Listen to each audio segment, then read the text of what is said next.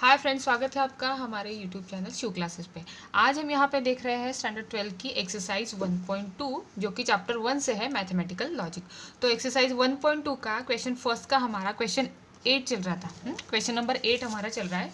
तो यहाँ पे हम देखेंगे कि P इम्प्लाइज ब्रैकेट में क्या है, Q implies R, double implies या हम बोलेंगे by conditional P implies Q by condition implies R। Okay, तो यहाँ पे ये जो हम क्वेश्चन देख रहे हैं इसका हमें क्या करना है, ट्रूथ टेबल बनाना है। तो सबसे पहले हम कंडीशंस लिख लेंगे, क्योंकि यहाँ पे सबसे पहले देखना पड़ेगा स्टेटमेंट कितने हैं। स्टेटमेंट है 1 2 3, 3 स्टेटमेंट्स हैं।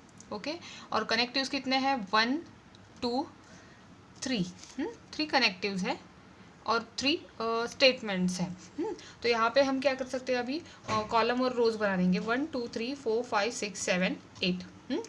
इसका मतलब हमें 8 कॉलम्स बनाने पड़ेंगे और 8 ही रोज बनाने पड़ेंगे, क्योंकि 3 स्टेटमेंट्स है। 3 स्टेटमेंट्स होंगे तो 8 रोज हमें बनाने पड़ते हैं। तो सबसे पहले हम कंडीशन डाल लेते हैं, जैसे कि P Q R तीनों भी ट्रू है।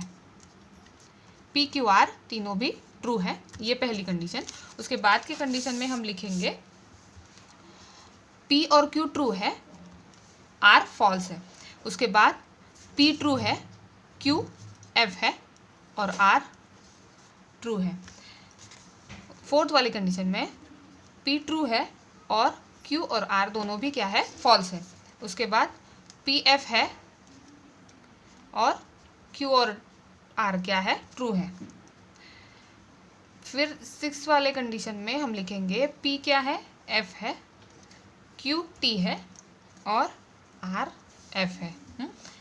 उसके बाद P और Q F है और R क्या है, ट्रू है। और लास्ट वाले कंडीशन में तीनों भी फॉल्स है। अभी ये जो कंडीशंस होती है, ये कंडीशन हमें क्या करनी पड़ेंगी, देखनी पड़ेंगी। जैसे कि एक कंडीशन डबल नहीं होनी चाहिए ना, 2 बार नहीं आनी चाहिए एक ही कंडीशन, और सभी कंडीशन अच्छे से बैठ जानी चाहिए। तो इसके लिए मैंने आपको पहले भी बताया था कि क्या करना है, हमें सीक्वेंस पे ध्यान देना है कि सीक्वेंस अगर एक जैसा रहेगा तो उतना ही हर एग्जाम्पल में हमें ईजी जा सकता है। अभी Q इम्प्लाइज R हमें देखना है, Q इम्प्लाइज R। तो जैसे कि मैं हर वीडियो में हमारे क्या करती हूँ कि आपको ट्रूथ टेबल के हिसाब से सिखाती हूँ, तो वैसे ही यहाँ पे करना है। तो यहाँ पे है Q इम्प्लाइज R। क्या है ये, Q इम्प्लाइज R। कौन सा साइन है, ऐसा साइन है, इम्प्लाइज का साइन है, Q इम्प्लाइज R का। तो ये Q इम्प्लाइज R का अगर साइन है तो यहाँ पे हमें इम्प्लीकेशन का टेबल देखना पड़ेगा। तो पहले हमें कौन सी कंडीशन लेनी पड़ेगी, Q के कॉलम की, है ना। Q की जो Q का जो रो है वो हमें पहले लेना पड़ेगा। जैसे कि Q में क्या है, ट्रू है, और P में क्या है, ट्रू है, दोनों भी ट्रू है। तो दोनों भी अगर ट्रू है इम्प्लीकेशन के टेबल में, तो आंसर क्या आएगा, ट्रू ही आएगा। उसके बाद वाले कंडीशन में यहाँ पे मैंने Q और P की कंडीशन ली, यहाँ पे हमें Q और R की कंडीशन लेनी थी। तो दोनों भी ट्रू है तो हमने ट्रू ही ले लिया। उसके बाद Q ट्रू है, R क्या है, फॉल्स है। तो T और F कंडीशन है इम्प्लीकेशन के टेबल में। हाँ, टेबल पे ध्यान दो, इम्प्लीकेशन का टेबल है, इम्प्लाइज उन्होंने हमें पूछा है करने को। तो यहाँ पे T और F है, तो आंसर क्या आता है, F आता है। तो मैंने यहाँ पे क्या लिख लिया, F लिख लिया। उसके बाद Q F है और R T है। Q F है, R T है, आंसर क्या आता है, P इम्प्लाइज Q का T आता है। हाँ, Q इम्प्लाइज R का आंसर क्या आएगा, अपना T आएगा। उसके बाद दोनों भी फॉल्स है, दोनों भी फॉल्स है, तो आंसर क्या आता है, इम्प्लीकेशन के टेबल में ट्रू आता है। तो मैंने यहाँ पे ट्रू ले लिया। उसके बाद फिर से Q और R दोनों भी क्या है, ट्रू है। तो दोनों भी ट्रू है तो आंसर क्या आता है, उसमें ट्रू ही आता है। ये है, दोनों भी ट्रू है तो आंसर क्या आएगा, ट्रू ही आएगा। उसके बाद वाली कंडीशन में Q ट्रू है और F क्या है, फॉल्स है। Q ट्रू है, F फॉल्स है। तो Q ट्रू है और F फॉल्स है तो आंसर क्या है, F है। ये दिख रहा है हमें यहाँ पे, तो हम यहाँ पे क्या लिखेंगे, F लिख लेंगे। उसके बाद F और T है, तो F और T है तो आंसर आएगा T। हमारा इम्प्लाइज के टेबल में, इम्प्लीकेशन के टेबल में F और T होगा तो आंसर T आएगा, और डबल F होगा तो आंसर वैसे T ही आएगा। तो इसी तरह से हमारा जो कि Q इम्प्लाइज R का जो टेबल है वो अपना हो गया। अभी हमें P इम्प्लाइज ब्रैकेट में Q इम्प्लाइज R है, तो Q इम्प्लाइज R की कंडीशन तो हमने लिख ली ट्रूथ टेबल में। अभी P इम्प्लाइज हमें करना है, मतलब P के कंडीशन से हमें ये जो टेबल किया है हमने Q इम्प्लाइज R का, उसको इम्प्लीकेशन करना है। तो देखेंगे हम P वाला कंडीशन पहले लेंगे। पी के टेबल का कंडीशन पहले लेना, जैसे कि पी ट्रू है और क्यू इम्प्लाइज आर ट्रू है, तो दो ट्रू है तो आंसर क्या होता है इम्प्लीकेशन के टेबल में, ट्रू ही होता है, तो हमने यहाँ पे ट्रू ले लिया। उसके बाद पी अगर ट्रू है, ध्यान देना है कि यहाँ पे पी पूछा गया है, आर नहीं या क्यू नहीं, यहाँ पे पी पूछा गया है और क्यू इम्प्लाइज आर के टेबल से हमें क्या करना है, उसका फिर से इम्प्लीकेशन करना है। तो यहाँ पे पी अगर ट्रू है और क्यू इम्प्लाइज आर एफ है, तो टी एफ आंसर क्या होता है एफ, तो हम यहाँ पे क्या लिखेंगे एफ। उसके बाद पी ट्रू है और क्यू इम्प्लाइज आर क्या है, ट्रू ही है, दोनों ट्रू है, तो आंसर क्या है, दोनों ट्रू होगा तो आंसर क्या आता है, ट्रू आता है, तो मैंने यहाँ पे क्या लिख लिया, ट्रू लिख लिया। उसके बाद पी अगर ट्रू है और क्यू इम्प्लाइज आर भी ट्रू है, दोनों भी ट्रू है, तो आंसर क्या आता है, ट्रू ही आता है। फिर पी फॉल्स है और क्यू इम्प्लाइज आर क्या है, ट्रू है, एफ टी है ना, तो एफ टी आता है, तो आंसर क्या है यहाँ पे, ट्रू है, तो मैंने यहाँ पे क्या लिख लिया, ट्रू लिख लिया। उसके बाद पी भी एफ है और क्यू इम्प्लाइज आर भी एफ है, दोनों एफ रहे तो आंसर क्या आता है, ट्रू आता है, तो मैंने ट्रू लिख लिया। पी एफ है और क्यू इम्प्लाइज आर क्या है, ट्रू है, मतलब एफ टी का आंसर क्या है, ट्रू है, तो ये मैंने यहाँ पे ट्रू लिख लिया। पी एफ है और क्यू इम्प्लाइज आर टी है, एफ और टी की कंडीशन फिर क्या है, ट्रू टेबल में टी है, तो मैंने यहाँ पे टी लिख लिया। दिखा दिखा के सिखा रही हूँ क्योंकि आपको ज़्यादा से ज़्यादा टेबल में देख देख के करोगे तो इजी भी जाएगा और समझ में भी आएगा, नहीं तो मैं यहाँ पे कर रही हूँ और ये क्या चल रहा है आपको समझ में नहीं आएगा, इसलिए मैंने हर बार हर टेबल हर रो पे मैंने क्या किया, ट्रू टेबल आपको दिखाया। अभी पी कंजंक्शन क्यू हमें करना है, पी कंजंक्शन क्यू, तो ये है मेरा कंजंक्शन का टेबल। तो कंजंक्शन के टेबल में कौन सा टेबल बनाना है हमें, P implies Q, P conjunction Q ही बनाना है, पी कंजंक्शन क्यू का ये टेबल है।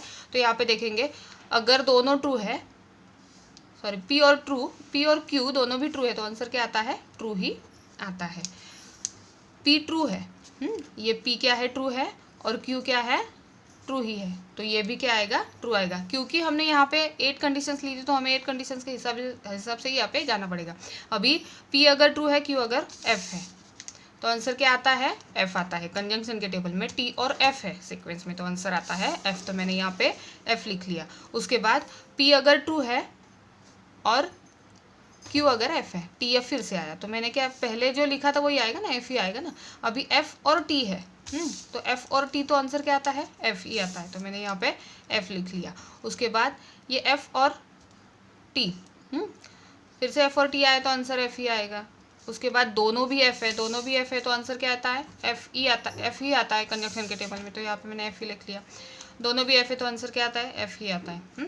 तो इसी तरह से पी कंजंक्शन क्यू का भी टेबल अपना हो गया। अभी P conjunction Q implies R हमें करना है, यहाँ पे इम्प्लाइज है दोस्तों, यहाँ पे इम्प्लाइज है, ध्यान देना, क्योंकि थोड़ा वो छोटा हो गया है, कॉलम के हिसाब से बैठ नहीं रहा था, तो यहाँ पे मैंने ऊपर फिर से आपको ये जो मार्किंग है वो करके दी है। P implies Q implies R है, तो पी कंजंक्शन क्यू का हमें टेबल देखना पड़ेगा और उसको आर के इम्प्लीकेशन में डालना है। तो पी इम्प्लाइज क्यू की कंडीशन हम पहले लेंगे और फिर आर के टेबल की लेंगे। तो पी इम्प्लाइज क्यू क्या है, ट्रू है, आर क्या है, ट्रू है। हमें कौन सा टेबल देखना होगा, अभी हमें देखना होगा इम्प्लीकेशन का टेबल।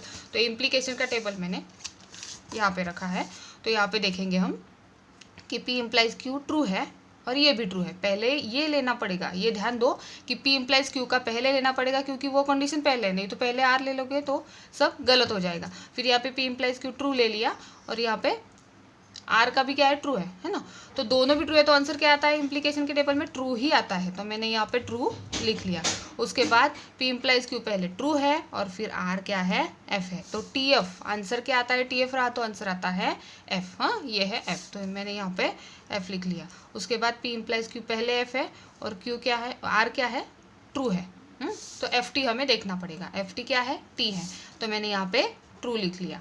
उसके बाद पी इम्प्लाइज क्यू अगर एफ है और आर अगर एफ है, दोनों भी क्या है, एफ है, दोनों भी एफ है, तो आंसर क्या आएगा, ट्रू आएगा अपना, तो मैंने यहाँ पे ट्रू ले लिया। फिर उसके बाद पी इम्प्लाइज क्यू एफ है, आर ट्रू है, एफ टी हमें लेना पड़ेगा, क्योंकि पहले हम पी कंजंक्शन इम्प्लाइज बोल रही हूँ मैं, सॉरी, यहाँ पे कंजंक्शन बोलना है। पी कंजंक्शन क्यू क्या है, एफ है, और आर क्या है, ट्रू है, तो एफ टी हमें देखना पड़ेगा। एफ टी क्या है, इम्प्लाइज के टेबल में ट्रू है, तो मैंने यहाँ पे ट्रू लिख लिया। उसके बाद P कंजंक्शन Q क्या है, F है, और R क्या है, F ही है। 2 F है तो आंसर क्या आता है इम्प्लीकेशन के टेबल में, ट्रू आता है, तो मैंने यहाँ पे ट्रू लिख लिया। उसके बाद P कंजंक्शन Q क्या है, F है, और R क्या है, T है, तो FT हमें देखना पड़ेगा। FT है तो आंसर क्या आता है, ट्रू आता है, तो यह मैंने यहाँ पे ट्रू लिख लिया। उसके बाद P कंजंक्शन Q F है और R भी F है, दोनों F है, 2 F है तो आंसर क्या आता है, ट्रू आता है इम्प्लीकेशन के टेबल में, तो मैंने यहाँ पे ट्रू लिख लिया।